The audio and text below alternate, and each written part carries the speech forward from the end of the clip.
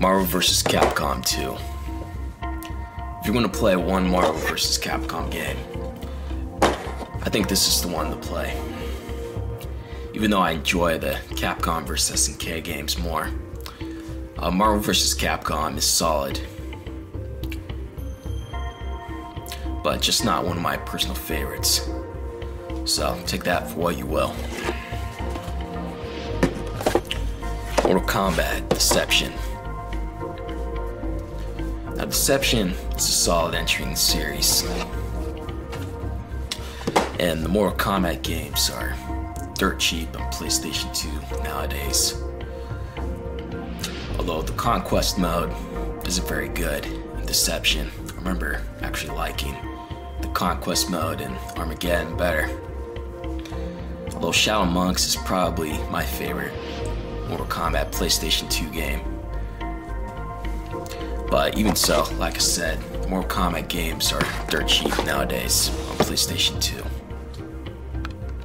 Samurai Shodown Anthology.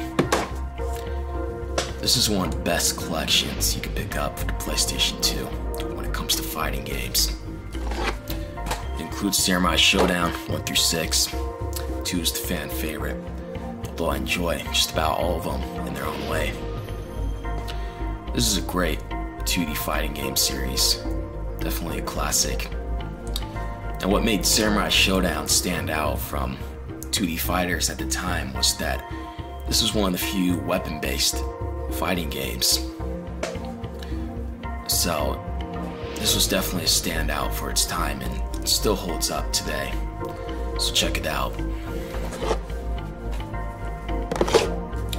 Next up, Soul Calibur 2. Soul Calibur 2 made it onto my top fighting games list as well. In fact, the game took the top spot. I originally played Soul Calibur 2 at a friend's house on the GameCube. And of course, not long afterwards, I picked up the PS2 version. And Soul Calibur 2 has been one of my personal favorites ever since.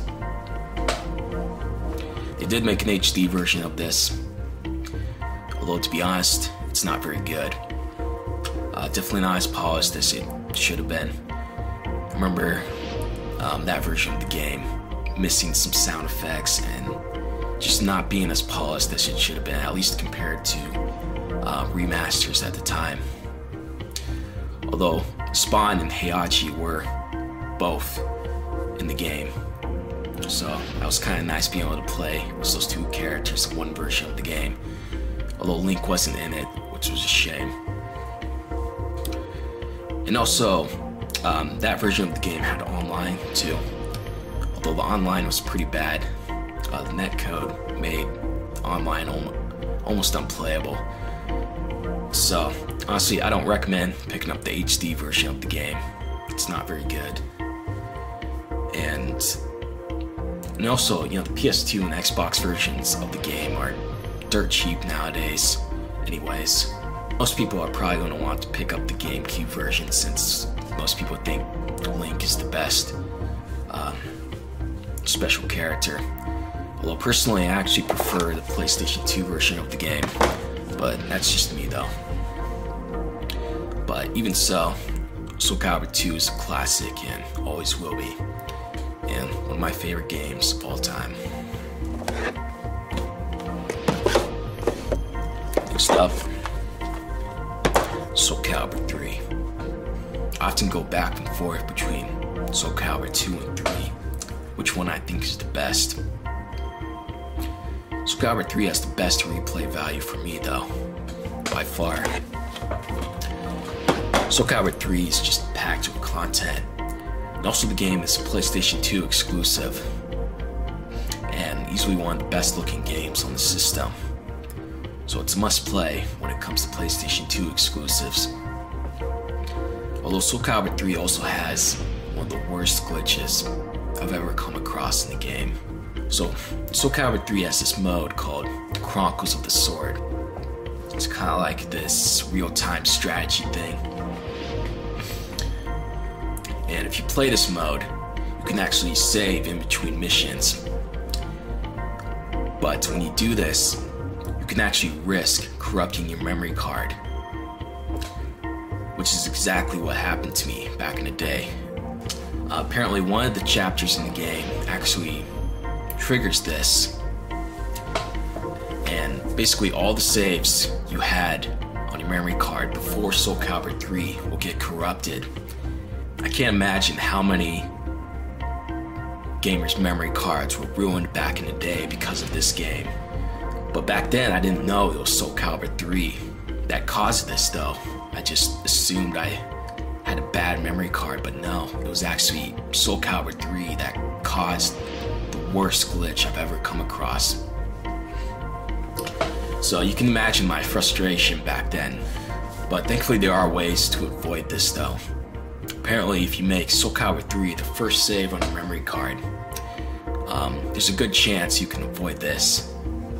And also I've heard if you don't save on chapter 17 of Chronicles of the Sword, you can avoid the corruption as well.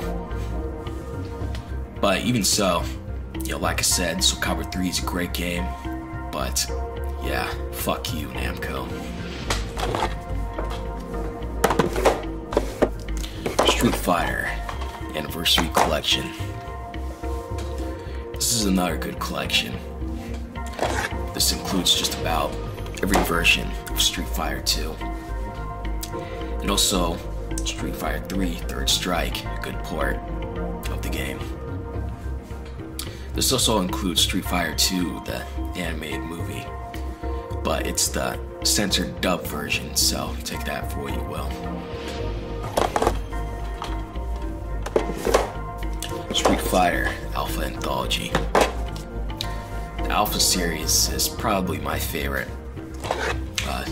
Street Fighter series, personally. And of course this includes all the Alpha games and also Super Gem Fighter, which is actually pretty fun too.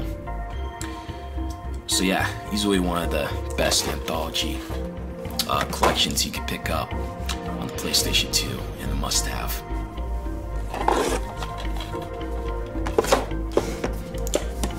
Tekken Tag Tournament. Tekken Tag Tournament was another launch title for the PlayStation 2. And I've always liked Tekken Tag Tournament. It's a great game. And of course they made a sequel not too long ago.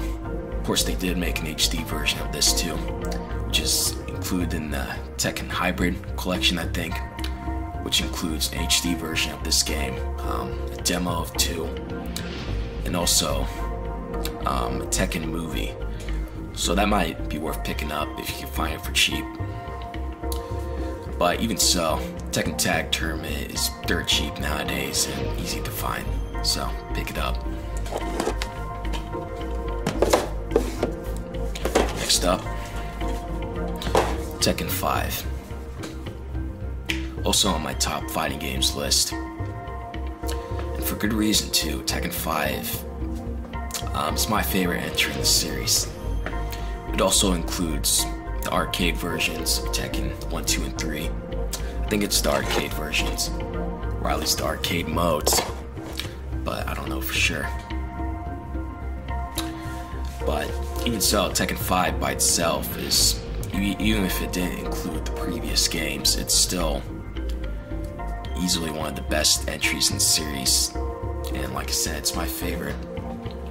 There's also Tekken Dark Resurrection on PSP and PlayStation 3, which is basically, like a better version of Tekken 5. And yeah, I mean, what can I say? Tekken 5 is a great entry in the series. Too bad Tekken 6 wasn't as good. Last but not least, Virtua Fighter 4 Evolution. Evolution is still one of the best, and 5 is even better.